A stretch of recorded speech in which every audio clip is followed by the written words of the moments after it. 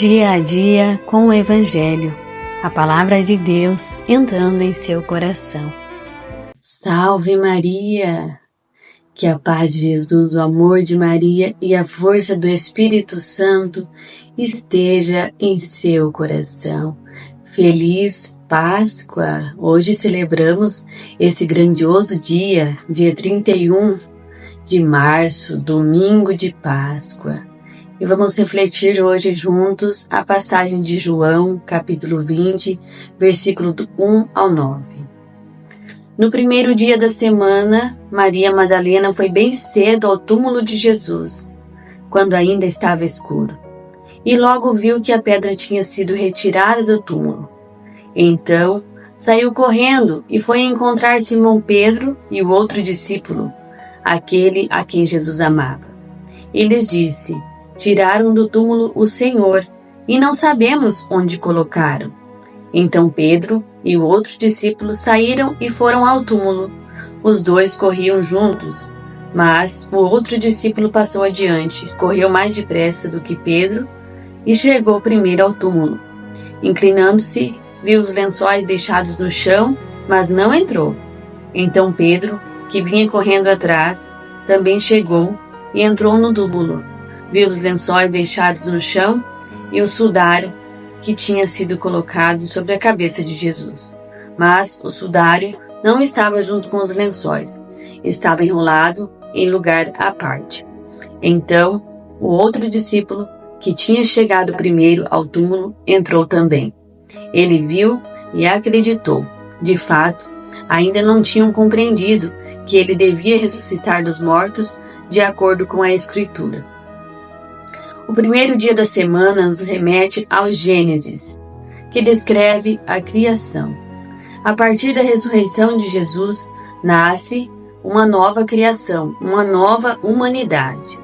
Maria Madalena madruga para se dirigir ao túmulo e constata que o corpo de Jesus já não está aí. Assustada, volta para dar a notícia aos discípulos.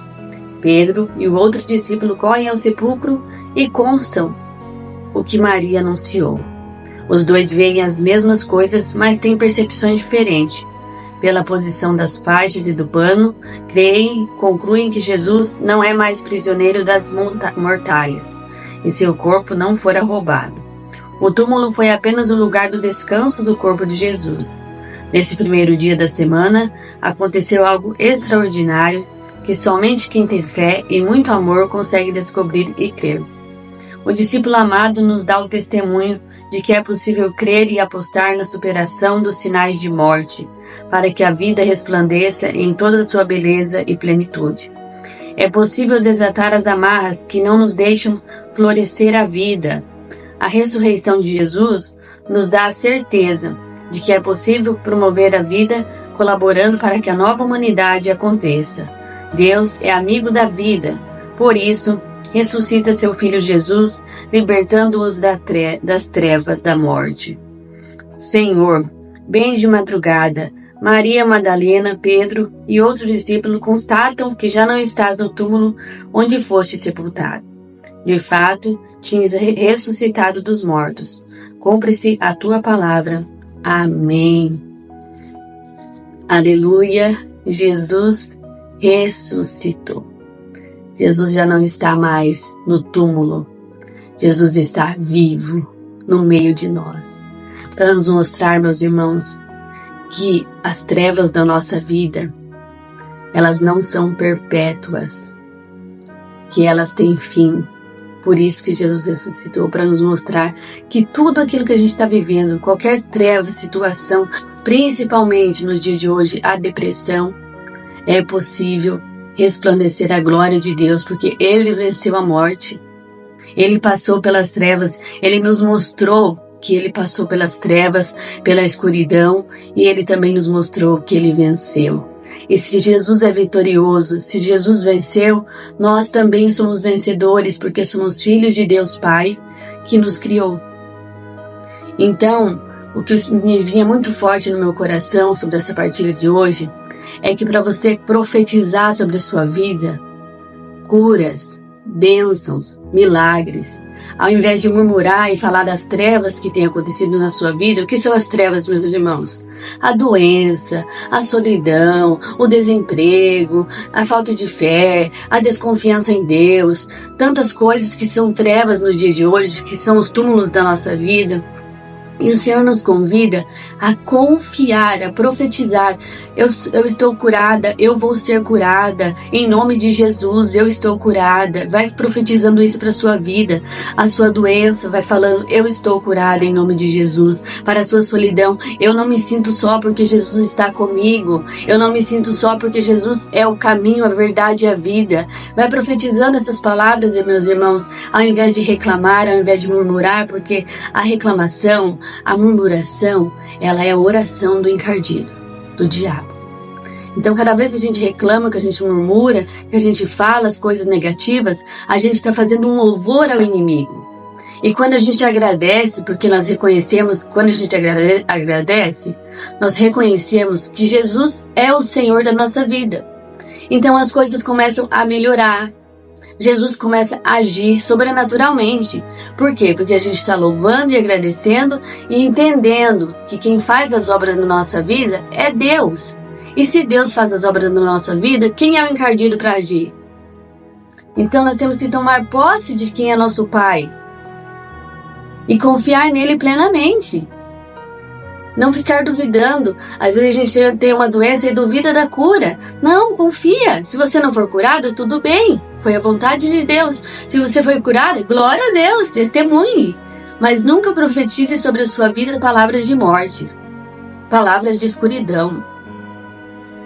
Profetize sobre a sua vida palavras de vida. Porque Jesus está vivo. Aqui nessa passagem vai mostrar que ele viveu, ele ressuscitou, já não está mais no túmulo.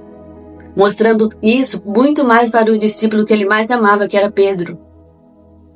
E quanto mais nós, quanto ele nos ama, e o quanto essa palavra quer falar conosco hoje, para não deixar essas tristezas da vida, nos afastar do brilho, da luz, das flores, das coisas boas que nos rodeiam.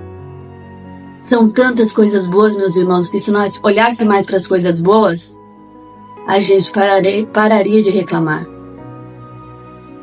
Há um tempo atrás eu estava até frustrada com tudo isso, porque só ouvia falar de dengue. Eu falei, meus irmãos, a gente tem que falar mais de Deus. Deus é maior do que um mosquito. Então a gente tem que falar, Deus vai curar essa pandemia, Deus vai agir, Deus está agindo, vamos pedir a libertação, nós temos que suplicar, confiar em Deus. Não ficar reclamando, mas confiar. Tá acontecendo, sim, mas Deus é maior que isso. Deus vai dar um fim para isso. Deus vai nos ajudar a superar isso. Entende? Isso que Deus quer de cada um de nós, que a gente confie plenamente na graça dele agindo na nossa vida. Porque ele nos enviou o Espírito Santo. Então, Jesus diz ainda na sua palavra, não me recordo agora o trecho, mas ele diz, se creres em mim, farás as obras que eu faço e farás obras ainda maiores do que eu. Então, olha, meus irmãos, o poder do Espírito Santo que Deus deixou em nós. Se nós crermos, se nós confiarmos, se nós professarmos a nossa fé que a gente reza no creio, coisas grandiosas vai acontecer na sua vida e na vida daqueles que estão ao seu redor. Coisas maravilhosas que você vai até se impressionar. Como tem acontecido comigo nesses últimos dias. Eu tenho me impressionado com esta graça de Deus que desce sobre nós, que desce sobre aqueles que estão ao nosso redor, porque Deus é maravilhoso. E é por isso que Ele já está vivo, para a gente dizer isso para as pessoas, que Jesus está vivo, que Jesus ressuscitou, que Jesus é maior do que a morte, que Jesus venceu a morte. Para que um dia nós também ressuscitemos com Ele. Se morremos com o Senhor, Romanos 8, se morremos com o Senhor, também ressuscitaremos com o Senhor. Que nós possamos crer nisso, meus irmãos. Toma posse dessa palavra para a sua vida, em nome de Jesus. Amém.